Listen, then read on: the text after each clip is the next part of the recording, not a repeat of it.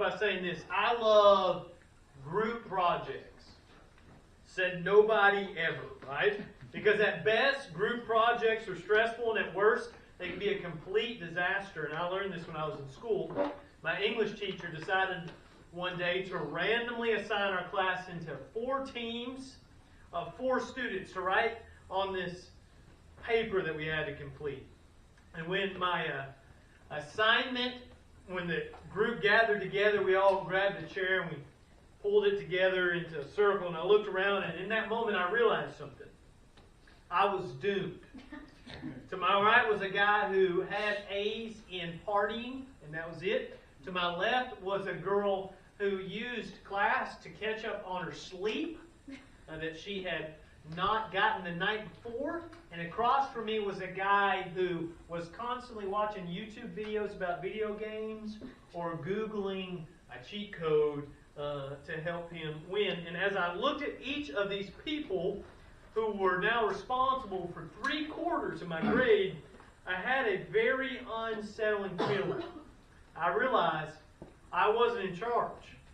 I wasn't the boss. I had no control over the situation. And here's what's most frustrating about this kind of situation. We know 100% that if we did have control over the situation, then we would have a better outcome. But in that moment, I didn't have the freedom or the authority to change my group. And that was an awful feeling. And it's never fun. And in school, more than ever, you are becoming more responsible for your own life, which is awesome, right? Who doesn't love freedom? However, it's probably not as much freedom and control as you want. Maybe you're not old enough to have your driver's license yet, so you have to rely on your parents or an older sibling to take you somewhere. That's not fun. When it comes to time, you can be involved in more things than ever before. But that certainly doesn't mean that you make your own schedule. You don't get to decide the start and end time for things like classes, sports, or clubs. You probably don't even get to decide what you need to be doing when you're at home in the evening. The electives that we take, the clubs that we join, the teams that we might cheer for. We get a say in all those, but getting the latest smartphone, having to share a bedroom, and what's for dinner, those are all areas where we don't typically get to call the shots. And it sounds weird, but think about it. As a student, you do have control over a couple things in here. In this series, we've been talking about sex, and if there's one area of your life where you actually do have some control, it's your body. Think about it. You can control what you eat. You can decide if you eat 1 Big Mac or 2 Big Macs, or 2 Chick-fil-A sandwiches and waffle fries with a cookie, or you could choose a fruit cup. Or maybe you could choose vegetables. You control those things that you drink too. Your parents may tell you what time to go to bed, but whenever you get in your room, you decide if you want to have a dance party before you go to sleep, and you also decide when you actually close your eyes to go to sleep. And in the same way, I want to say this, that you have control over your sex life. See, we tend to think that sex is out of our control. We get in the moment with someone, our feelings, also known as our hormones, and we believe that we don't have any control. How are we supposed to stop that? And aren't we made with these feelings and these desires? And for some of you, sex may be this step that happens in a relationship when you love someone. And it's not even something that really needs to be controlled. It's just something that happens. For some of you, maybe sexual behavior has been an accident. It accidentally got out of control and it wasn't on purpose. You have seen something online and you can't unsee it. You sent some pictures, you can't take those pictures back. you've done some things that you can't undo. Or maybe some things happened to you that were completely out of your control. Maybe you were pressured or forced into doing something that you didn't want to do, and now you feel like you've lost all control of your sexuality. So in some ways, we feel like we have control over our sexual lives, but in other ways, not so much. And that's why sex is complicated. Because there's freedom in what we do with our lives, with our bodies. But it doesn't always feel like freedom. Sometimes it can feel like we have no control. So what do? We're going to look at a letter that was written 2,000 years ago. If you want to grab your Bible, it's right below you. And before your eyes glaze over and you start looking at your Instagram feed, I just want you to hear me out tonight, because believe it or not, what we're going to read is just as relevant today as it was back then. You see, in the first century, the Apostle Paul became one of the most influential Christians in the history of the world. He traveled throughout the known world sharing the grace and freedom that is found only in Jesus. Freedom from always having to be perfect. Freedom from trying to figure things out on his own. And freedom from following a list of rules. And for a large part of Paul's audience, the Jews, this idea of being free from a list of rules was huge. The Jews were God's chosen people, and for thousands of years they had followed rules that were governed by these rules, they governed every part of their life.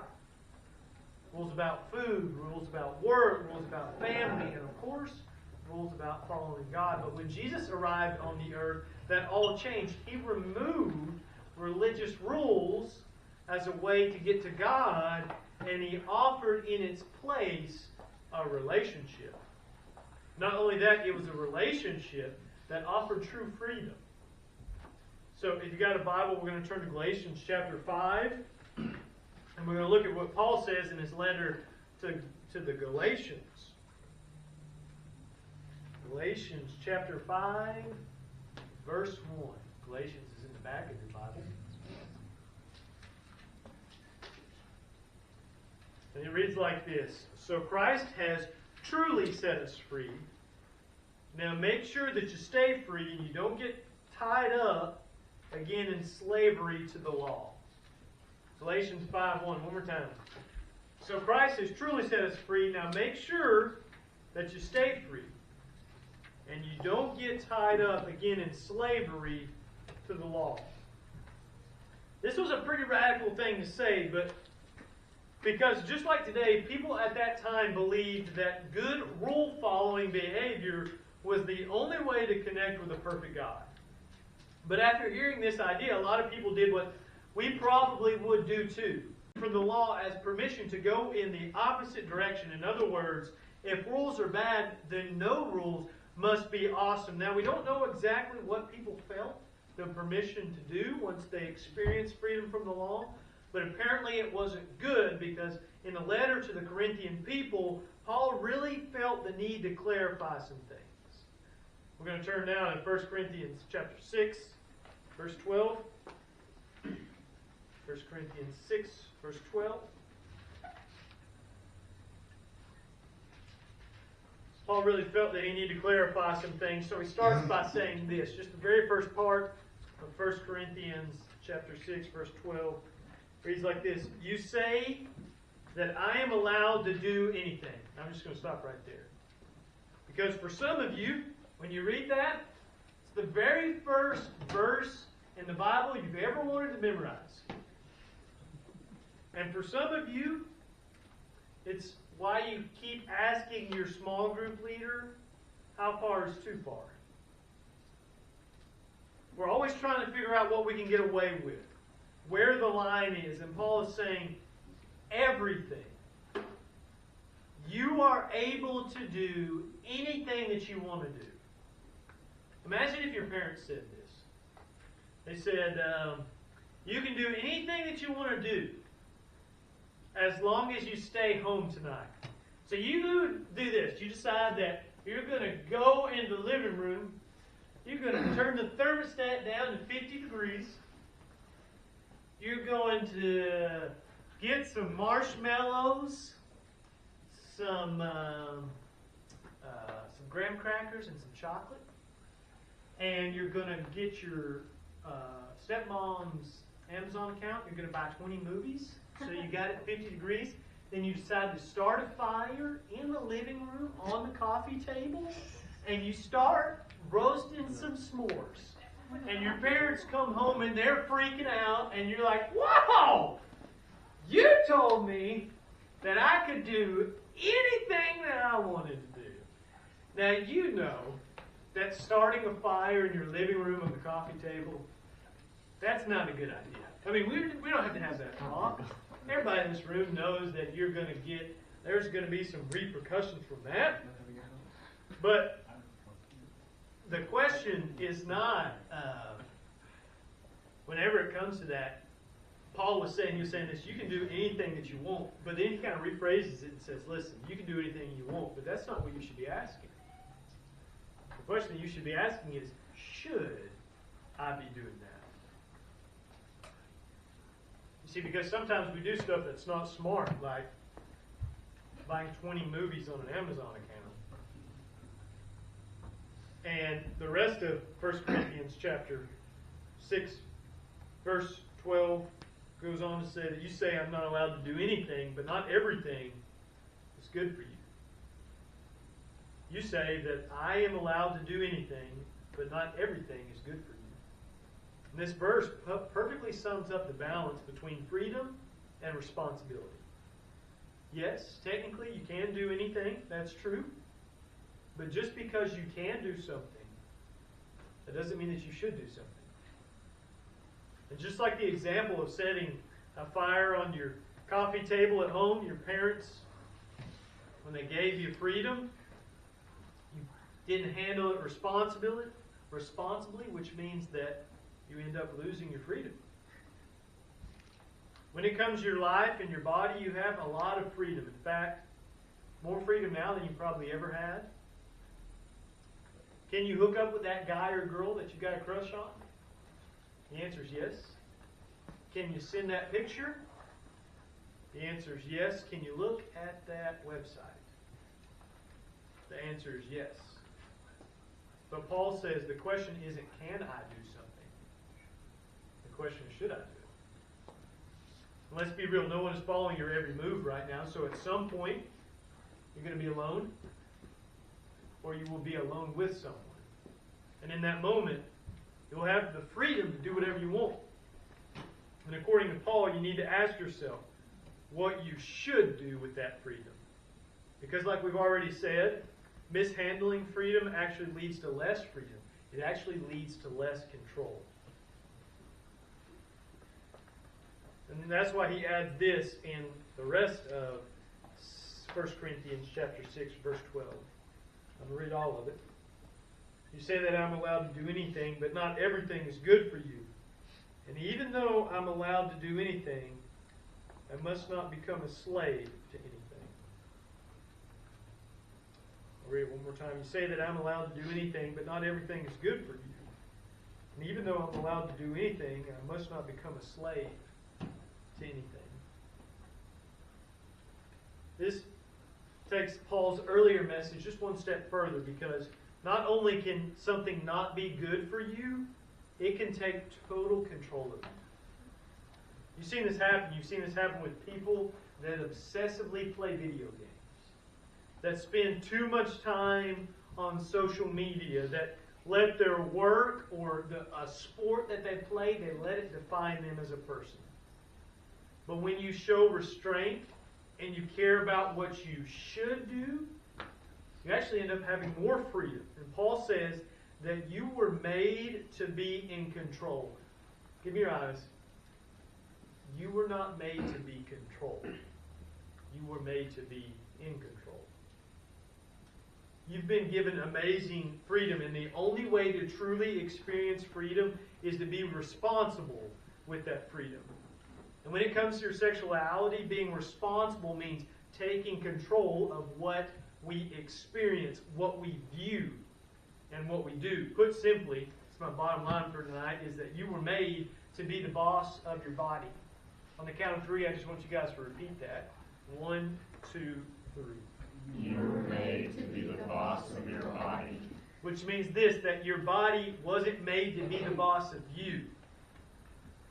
When Paul used a word like slave to describe what it's like for us to be in control or be controlled by something or someone else, he chose the strongest possible language. And I just want to say this, is that when we talk about you were made to be the boss of your body was not made to be the boss of you. I just want to give you a couple things. The first thing I want you to know this is that you were not made to respond to every feeling that you have. You control your body doesn't control you. So, you were made to make decisions that will affect your body. I mean, I go back to what I referenced earlier. Let's talk about things that we eat. If I eat chocolate right before I go to bed, I'm probably not going to sleep good. And so, whereas if I let maybe a craving dictate what I'm going to do, the end result is that that's going to control me. I will literally become a slave to that thing, rather than me controlling that thing. I say the same thing about sex, is that when we talk about sex, here's a reality, is that for some of you in the room, guys or girls, it's all you think about right now. Every time you get around somebody, it's all that comes to your mind. And I just want you to know that you're being a slave to that. You were not created to be a slave to that. You were created to be in control of those things. And if you feel like, man, I realized tonight that that's something that I'm struggling with. I've got some things in my life that are controlling me rather than me controlling them. I just want to give you 3 about it. Maybe tonight with a small group leader, just be honest in your small group time and say, hey, here's something that is controlling me. Whether it's pornography, whether it's something that you're doing with a boyfriend or a girlfriend, maybe it's something else. I want you to just be honest with your small group leader, because what you might find out as you talk to your small group leaders is that they've been there. They've dealt with some of those same issues and those same things that you're struggling with. Second is this, I want you to practice saying no to things that aren't good for you. A lot of us will do this thing where we wait to the last moment to say no to something. And most of the time when that happens, we're not that good at it. Some of you are pretty good at saying no. Others of you, not so good. And this last one is decide ahead of time what you're going to say no to. Most of the time, whenever we lose control of our body, it's because we haven't decided ahead of time what we're going to do. We wait till we're in the moment. And sometimes with sex, that's what happens, right? We just kind of get in the moment where we're alone with someone. We're alone in front of the screen.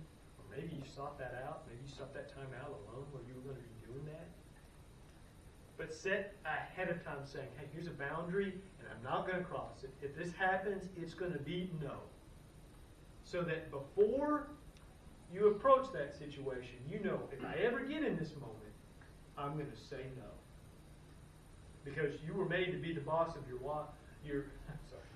were made to be the boss of your body. So this week I just want you to decide what you're not going to do. What situations you're not going to fall into, what choices you will not make. And then be intentional about those, because you were made to be the boss of your body. Let's pray. Father in heaven,